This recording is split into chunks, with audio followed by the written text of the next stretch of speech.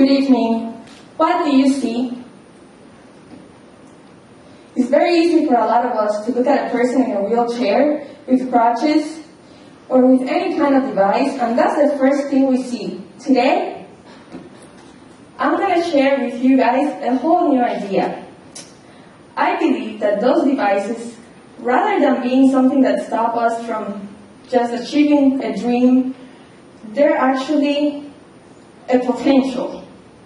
It is a challenge that allows you to go anywhere you want to be. So, I'm wearing this dress that a lot of you might be wondering what it is, I promise. Lady Gaga will copy soon. This dress was designed in one of my architecture studios, where we were assigned to create a shelter, a body shelter. A lot of my colleagues decided to design a shelter that would protect them from rain, from heat, from cold. I decided to design a dress that would protect me from all those people that, rather than looking at myself, they see the wheelchair first. That's why it's so bright, creating a focal point. And I did a test with my dress, because my dress, as you can see, is designed with a bunch of buttons that I can take off as I feel comfortable with the person that comes to talk to me. And I feel like the person is looking at myself and not the wheelchair anymore. So I can start showing pieces of myself as this person looks at me.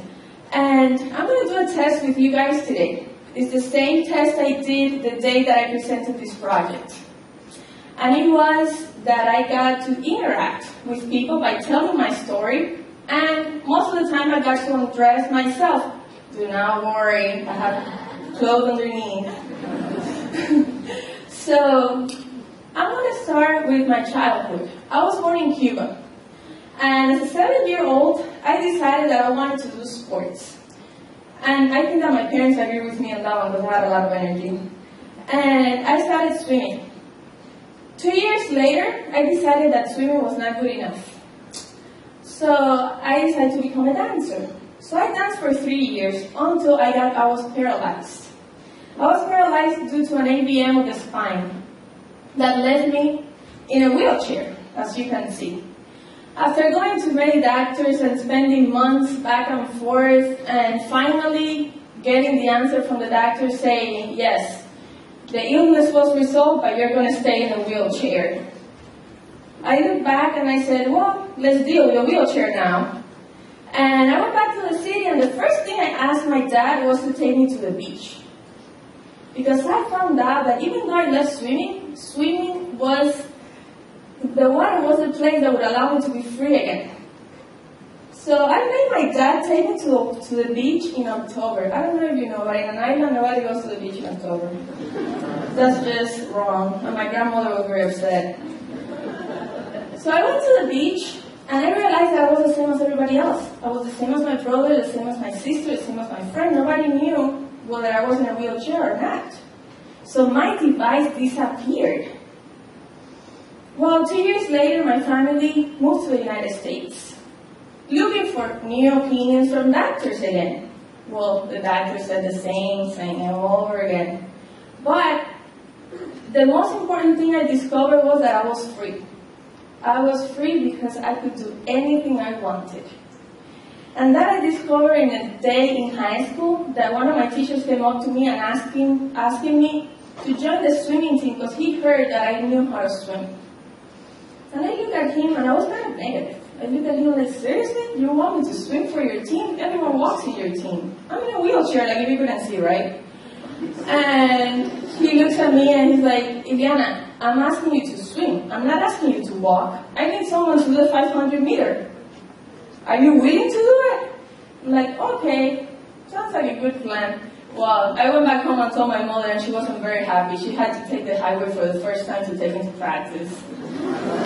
That was painful. So I went to practice, and right when I was finishing high school, another coach approached me from a private club, asking me if I wanted to join his team because he saw the potential of making the Paralympic team for the United States. Where's an athlete that doesn't dream of going to an Olympic or Paralympic game? Well, I had to turn down that dream because I had to go to college. College was a priority. and I wanted to pursue my bachelor's and my master's degree in architecture here at FIU. So I started my college and did my third year, talking to friends, talking to my sister, which was a great support in this whole process. She was like, Didi, why don't you go back to the water? You love the water. And I'm like, yeah, I'm 21. This whole thing, if I don't hurry up, I'm just going to be too old to try it. So I went back to the water and I asked the same coach from the private club. And his answer was very quick. When are you going to start with me? I'm ready for you. Well, I went back to the water and in 8 months, I was able to go to Paralympic trials for Beijing. My world ranking was not high enough. I did not know what I was setting myself up to. It's funny, I swam the 200 breaststroke and I look up and I see in the board, Ileana Rodriguez, AR. And I'm like, last time I checked, I only had Rodriguez in my last name. It was an American record and I didn't even know. So I can tell you that I was not ready for the Beijing Games. But I learned something. If in 1 year, I was ranked that high, 13 in the world, in 40 years, we could work really hard to improve that ranking and make the London team. Well, that was my next mission.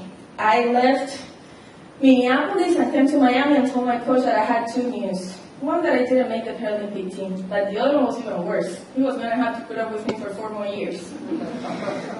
So my coach took me back, and in 2 years I was recruited to be part of the United States national team that trains in Colorado at the Olympic Training Center, where I've lived for the past 2.5 years. But you're wondering now, how did the Cubans survive the snow? I know that's what you were thinking. Yes, I did survive. It's been 3 years now. All that hard work was worth it, because I made the London team. I did make the London team, and at trials I was ranked 3rd in the world, which I was very happy with. And that put me in the London Games. When I get to the London Games, that whole ranking thing, that whole medal idea is great, and that's what every athlete dreams of. But I found something even more important. There, all the athletes got rid of their devices, got rid of the objects. We're just there to race. We're athletes as any other athlete is. So, London I didn't swim as fast as I wanted to, but I was happy with it. I represented the United States at Paralympic Games. A Cuban? Are you kidding me? 12 years in the United States? To me, that was very good. But the idea that I want you guys to understand is that the Paralympic Games is as serious as any other games. And it's sad that in every Olympic game, we see so much exposure from everywhere.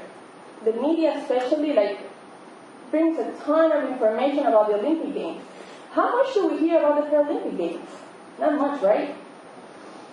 I really encourage you to look a little more and research a little bit about it, because we train as hard as the Olympic athletes train, and sometimes even more, because we have to compensate for the stuff that we don't have. And I don't know if you've ever heard, in London, was the first time that a Paralympic athlete got so much exposure, and that was Oscar Pistorius, because he was allowed to compete in the Olympic Games. But let me tell you, there's athletes out there that are as fast or even faster than he is. So I really hope that Rio 2016, all of you, look after those athletes that are competing out there, not only in the Olympic Games, because all of my respect to the Olympic athletes, but also for the Paralympic athletes. And one last thing I have for you guys tonight. I question you again. What do you see? Thank you very much for having me here tonight.